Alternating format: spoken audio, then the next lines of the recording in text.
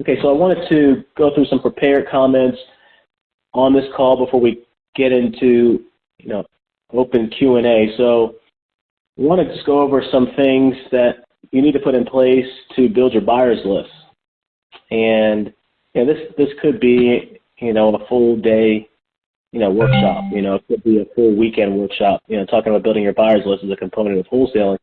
I just want to touch on some basic things that you can start doing on a daily basis to get buyers engaged, with you immediately.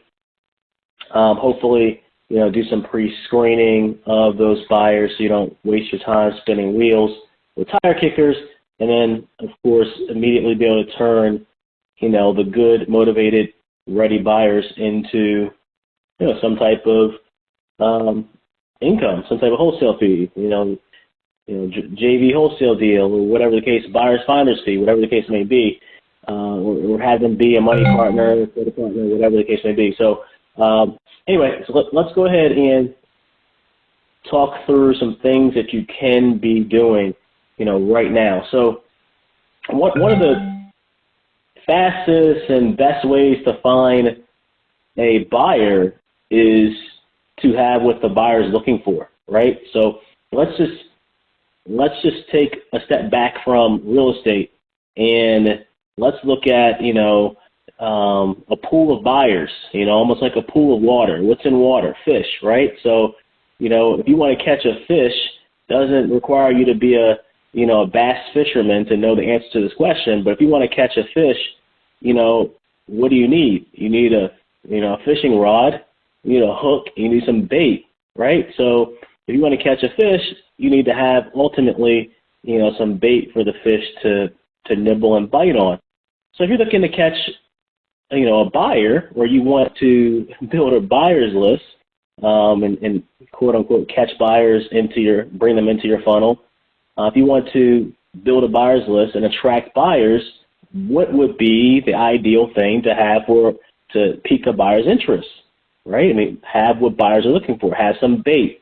And in our real estate space, the preferable bait, the proper bait is to have a good deal, a deal that your buyers would be interested in. Now, some buyers are going to be looking for, cash flowing rentals. Some buyers are going to be looking for, fix and flip property. Some buyers are going to be looking for land. Some buyers are going to be looking for commercial property. Some buyers are going to be looking for, rentals, but specifically turnkey rentals. Some buyers are going to be looking for rentals that can be fix and hold rentals, like the BRRRR model. Buy, renovate, refinance, rent, repeat, that BRRRR model. So the type of bait that you'll have for different buyers is going to vary based on, what buyer you're trying to attract, right? So, but you don't have to, but the best way to attract buyers is to have some bait. I mean, you can build a buyer's list with many different strategies. And like I said, it could be a full weekend-long workshop talking about building a buyer's list. But the best way to build a buyer's list is to be putting deals out there, to be communicating with potential buyers about a deal you had, or a deal that's in your pipeline that, that you're about to get under contract. Of course, maybe not the full address, but hey, got a property I'm working on over in Petworth. Anyone interested, drop me your email, those types of posts. So you can actively, if you don't have a deal, if you're on the line or listening to the recording, if you don't have a deal, like some of our deal finders are on the line, or some of our mastermind students, you may not have a deal right now, a deal under contract, okay? But you can be posting someone else's deal. Now, don't go around posting other people's deals without their permission, because that's called, daisy chaining, and it can be, you really can, strike the ire of someone's, deepest anger if you go around posting other people's deals without their permission and without working out something with them.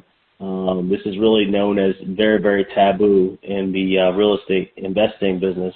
And some people will, try to embarrass you and call you out on social media, Facebook, etc. So do not post other people's deals unless you, have a conversation with them, unless you have a full understanding of what they want you to do, don't want you to do, et cetera. So I would reserve that for people you have a pretty good, strong relationship with in terms of, posting their deals, and again, have a very clear understanding of what they will allow you to do in posting their deals. Because, for example, some people will say it's okay to post my deal, repost my deal, but they are very explicit about not having the full address, or you not putting the specific price, maybe saying, contact us for details.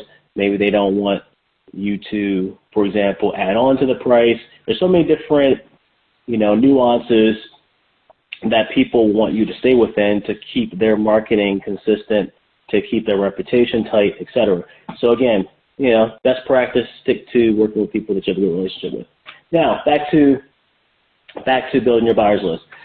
So if you are fortunate enough to have someone that's allowing you to repost their deals, like, we allow our students to, in our mastermind program and our deal finders to do with our deal finders deals, I'm going to run through this in a pretty swift fashion. There are a number of places right now in the marketplace that are pretty, fertile for bites, sticking with that fishing metaphor. So Craigslist still, will give you, a handful of hits every time you post a property on Craigslist.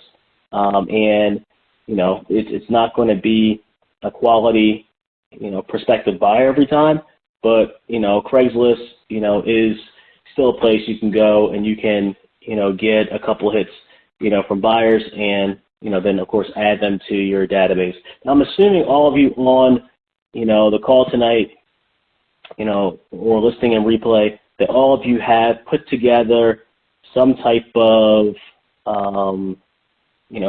CRM account. Now, all the students in our program have been shown and walked through the setup of a Podio account. So if you haven't set up your free Podio account, I recommend that you, go through our meeting notes channel and go ahead and set up your free Podio account. If you're not using Podio or you don't want to use Podio, Zoho CRM has a very light package where you can start, for, cheap monthly cost. But Podio is free, so you might as well start with a Podio account. So when you're putting your messages out there, whether it's to Craigslist or we'll get to Facebook in a second, you probably don't want to put a web link per se to say go to my website to put your contact information in, unless you have a very well prepared listing, with photos, maybe a video that's very professionally done. If you don't have that, and many of you won't, because you're just getting started out, may not have your own website, you may just want to keep it simple, and that's sometimes how you get simple posts get a simple reply. And so if you put a simple post, you might get a simple reply of someone dropping their email, or a simple reply of someone replying with their cell phone number. So it doesn't have to be overly complicated. You can get complicated with having a website with a full listing, or you can be very simple with your post just being, I have this property in Baltimore City, 3 bedrooms, 1.5 baths in Bel Air, Edison, 2800 block of Lake Avenue. It's turnkey rental, asking for 65. Drop me your email and phone number if you're interested. I mean, it can be that simple, right? It doesn't have to be any more complicated than that. So Craigslist is a good place where you can post, potential, deals like that. And so is Facebook. When you're posting on Facebook, I recommend that you post on Facebook groups and pages that have not only good following, but also that has a policy allowing you to do so. You don't want to post in a Facebook group or page where their culture and their policy is not posting deals. Because if you're posting there, then they're going to, either ban you from the group, or you will get, you'll definitely hear it from their community. So you want to make sure, before you just jump into a Facebook group or page and start posting deals, you want to make sure it's a group or a page that allows for posting deals. And you want to, check out how other people post deals and what type of response they get. and just kind of, start by blending in and post a deal similar to how it's posted in those groups and pages. And again, different groups, different pages, they have different styles. The moderators, the admins, they have, different types of posts they allow. Like, for example, some groups, hate when people post, drop your email if you're a cash buyer buying in Baltimore. Like some admins hate that type of generic post. Like they will call you out for it. Like, don't be posting, BS like that on my page, because they may say it's nondescript. It's not a real, you don't have a real deal. You're a loser, blah, blah, blah, blah, blah. So you really need to know, whose house you're in. And every time you're on a Facebook page, a Facebook group, you're in someone's house. Like someone owns that Facebook group, so that Facebook page. So again, Craigslist is a corporate platform where, you're not going to get any blowback per se by posting reply with your email and phone number if you're a cash buyer in DC or something like that. You can post that in Craigslist. It may get flagged because it doesn't have a specific property. It's a story for another day.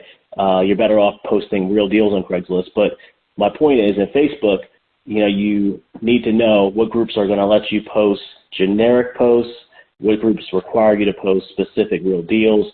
And so just make sure you kind of check out the history of posts for deals and requests to build your buyers list before you go ahead and post, so you can see like what the rules of the road are for that specific group. But just to summarize, Craigslist, you can definitely post deals in Craigslist. We encourage you guys to post and market our Deal Finders deals. We'll, of course, help you build your buyers list, and we'll of course pay a buyers finders fee. You can post in Facebook groups and pages.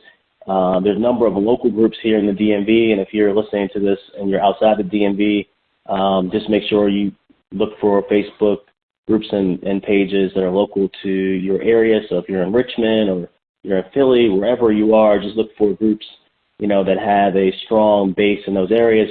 Like in our area, BWI Meetup, Rehab with Pro, Baltimore Investors Network, Deals Meetup, Real Deal Meetup. There's a number of Facebook pages and groups out there that have a good following, good interaction, and if you posted a deal, then you would get a response. There's other sites like myhousedeals.com. My House Deals has been around for over 14, 15 years. They're a pretty good following, and you can post deals on there for free. I know one of our students, James Green, posts a lot of deals there and has done some deals for My House Deals. You can post on meetup.com. So meetup.com, you want to look for groups that have at least 500 members or so, and some of these groups allow you to post on the discussion board. Some of these groups actually, when you post on the discussion board, it will automatically send out an email to the distribution list. Some of the groups allow you to actually add the distribution list email to your to your email list. So if you send an email out to your entire list in Podio or Zoho or Infusionsoft, whatever, that distribution list would then send the email out to all the people on their Facebook. I'm sorry, I said Facebook, on their meetup group. So yeah, find meetup groups that have a pretty substantial membership. I suggest at least 500 members, and then post there. So just to recap again: Craigslist, Facebook groups and pages, My House Deals, Meetup.com, Bigger Pockets. That would be in number 5. So Bigger Pockets, I've been pleasantly surprised, over the last 6 months to 12 months. How many times people will come up to me and say, hey, found out about Deals Meetup or Buy Baltimore or Buy Southern Maryland, from Bigger Pockets. So, people, and we've had Deal Finders come from Bigger Pockets, we've had Mastermind students come from Bigger Pockets, and we're now starting to post deals on the Bigger Pockets marketplace. So, Bigger Pockets, if you haven't been on biggerpockets.com, Bigger Pockets, popularized and coined the BRRRR, acronym, the buy, renovate, refinance, rent, and repeat. So it's very highly trafficked site. A lot of podcasts and good information on there. So biggerpockets.com /marketplace, so you can post some deals there. And then Facebook has a marketplace as well. Actually, I had never posted a deal on Facebook Marketplace. And it's amazing that these different pockets of traffic, are out there, and you just may never have used them. So, I had queried Kevin, I think James, and a couple other seasoned wholesalers and asked if they had posted anything on Facebook Marketplace, and no one had. Matter of fact, one of the experienced wholesalers in our extended network had posted on My House Deals for the first time, I think, a couple weeks ago, and got a buyer off of there and wholesale the property. So, it's good in today's time to be in a lot of places, on social media, online. One place that's not in the list I didn't touch on, LinkedIn. So just to summarize, and we're being very, very aggressive now. Now we're moving into spring. Rates are, have kind of, dropped back down, really low. There's a lot of activity that we see now starting to pick back up. So we know the buyers are out there. Just in the first 3 months, we've wholesaled, over a handful of properties already this year. I don't know the exact count. I know it's more than 5, probably less than 10. So we're off to a very good start for the year in our Deal Finders program. And what we're seeing is that buyers are coming from all over the place, and we just need to be, all over the place with our available properties. So just to summarize, make sure you're posting on Craigslist. Make sure you're posting in Facebook groups and pages. Again, when you're posting in Facebook groups and pages, make sure you pay particular attention to the culture of that particular group, the rules of the road. Typically, the admin will put rules on, and they'll pin it to the top of their page or group. Make sure, again, if you're posting in those groups, if they want you to post real deals and not just, drop your email or phone number to get added to my buyers list, make sure you follow their rules. But once you realize what the rules are, post. You can post our deals, of course. Make sure, that you don't forget about sites like myhousedeals.com, meetup.com. Search for the real estate investor meetups and post on their discussion boards. Start discussions. So have the post be conversational. Like a common post is, anyone interested in the turnkey rental in Bel Air Edison, 2800 block of Lake Avenue. Anyone interested in a commercial property in Baltimore City, 3800 block of Clifton Avenue, and reply with your email, phone number for details. Whatever, keep it conversational.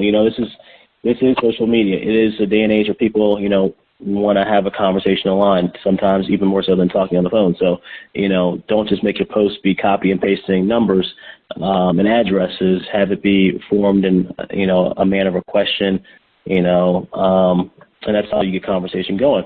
So, like I said, just to, recap again, I didn't get all the way through. Craigslist, Facebook, myhousedeals.com, meetup.com, biggerpockets.com, Facebook Marketplace, which I was wrapping up and saying that I haven't used it, but actually one of our students, Keith Mallard, had posted one of our deals on Facebook Marketplace, and he actually shared that with our students in our Slack board and got a very good response. Number of views and the number of contacts he got was tremendous just for one post.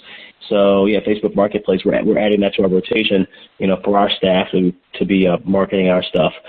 So when you're doing these posts, make sure if you're asking people to reply with their phone number and email, that's easy. Some platforms allow for that, like Facebook. It's very quick communication. But if you're posting, for example, on Bigger Pockets, we're a place where it's not, quick commenting and replying like Facebook or like, Meetup discussion board. You may want to go with putting your phone number and email in your post. And so in doing that, you need to decide, what phone number I'm going to use, what email am I going to use, or if you're dropping a web link for someone to go to a web form, like maybe a buyer inquiry form that you have, created through Podio or something like that, they need to decide, what's the right approach. So for me, I always look at it like this. Am I looking to be systematic with this post? Like, I'm really just looking to build my buyer's list, or am I really trying to get a call to action by selling a specific deal? And that's a big difference. So if you're really trying to sell a specific deal, if that's your primary objective, then you may want to keep the number of steps that you're asking someone to go through to a minimum, because the more steps they have to go through, the lower the conversion rate. In other words, if you send 10 people that go through this process, through all these steps, maybe only 3 of them complete the process. Whereas if you just ask someone, to, text you, their email address, those same 10 people, you might get 7 people that just text you right away their email address, waiting for you to then take action and give them more detail. So you really have to decide with your call to action. Are you trying to build your buyer's list as a primary objective, or are you trying to sell a deal as a primary objective? And I know you might say I'm trying to do both, but you have to really decide which one's 1A and which one's 1B in terms of your objectives. And if your objectives are to actually move a property, then keep your call to action as simple as possible, making it easy for your prospective buyer, because that's going to lead to the highest conversion rate if you're having a conversation with them and potentially getting them to actually close on your deal. So that's just kind of a quick tip there. All right, so when the person contacts you, then what next? You have to qualify them. You don't want to spin wheels with someone that ultimately can't buy your property or is wasting your time. So when someone sends you their email address, sends you their phone number, or they go through your web form, what have you, you need to make sure that you qualify them. How do you qualify them? They're going to start asking you questions. Okay, well, how can I get access? Is there a key box? What's the zoning? They're going to ask you questions. And so what you want to say, you don't want to say this disrespectfully, you're going to say, hey, we can get you access. There's a key box. I can meet you at the property. So you want to answer their questions first, right? The quick answers. You're not doing deep research at this point.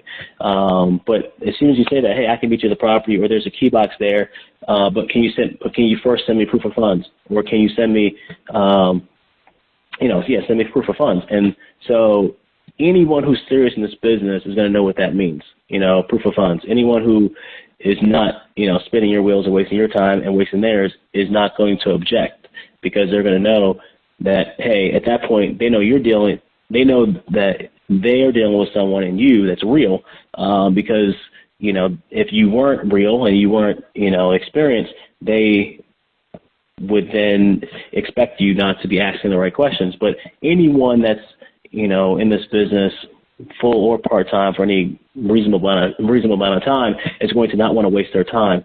So that's why you ask for proof of funds. No different than if a real estate agent is going to start showing a buyer around D.C., the 3 or 4 houses on a Saturday. They're not going to spend their Saturday with this person if they haven't already been in discussion with a lender and got a pre-approval letter. Or, so no different. You don't want to spend your time, meeting someone at a property, giving someone access to a key box, or any of those things until you actually qualify the person. And, it shouldn't be more than them just sending over a proof of funds letter, or a hard money letter, preferably a proof of funds letter with a bank statement. Or I should say preferably a bank statement as opposed to a proof of funds letter, because, anyone can get a hard money letter from anyone. So yeah, that's kind of, the process. At what point do you ask someone for proof of funds? You have to answer general questions first. You're not going to, as soon as someone contacts you and say, hey, can you send me your proof of funds? Clearly you don't even know if they're interested on a cursory level yet. So you want to answer general questions. So what are general questions? Of course, bedrooms, baths, maybe give them the detail of the property, address, if it's not like tenant occupied and you're fearful of, disturbing the tenant. But, you want to give them those details. You want to, give them basic information about the condition, of course. If they're asking you, hey, is the property need any repairs? All these general questions that are just common sense to answer and doesn't take, an inordinate amount of time, you would answer those general questions. It's just the next step of them getting access, them expressing serious interest in the property. That's the point when you want to ask them for proof of funds. And again, you want to get proof of funds in the form of a bank statement, a line of credit, a statement of a line of credit, some type of cash equivalent funds, an IRA account, a retirement account. Any of those things qualify as proof of funds. Of course, you can tell them, hey, you can redact or black out, the account number. I don't care about that. I just want to know that you're, ready and able to buy. And then lastly, if you're marketing, our Deal Finders deals, or if you're working with someone else and marketing their deals, once you get this person qualified and ready, to see the property, just get in touch with the person who has the property under contract. Let them know, hey, so-and-so wants to see this property. They're good to go, got their proof of funds statement. And the next step is obviously just to go about the process of getting them into the property and, to see if it's a deal that they are interested in. But, you repeat this process over and over and over again. And as you can tell, the more buyers you talk to, the more opportunity that's going to arise. So each time you talk to a buyer, they're going to be added to, your buyers list. You can even say, hey, this one may not work out, but, would you like me to contact you about future deals? And 9 times out of 10, they already contacted you, on this one, they're going to say yes. So that becomes, name, email, phone number for every person you talk to. That goes into your buyers list, your Podio, CRM, your Zoho, your constant contact, whatever you're using to follow up with, your buyers. Then you just start building that buyers list. Of course, you want to be asking them, what areas they're interested in. You're going to be finding out how much capital they have, those types of things. But that's how you're going to be building your buyers list consistently. It starts with, like I said before, it starts with having bait. It's really hard to build a buyers list without any bait. So if you have deals you're putting out there, you do it consistently, you'll be able to bring in some buyers. And just make sure you're on all these different platforms. If you don't have the time, hire a VA.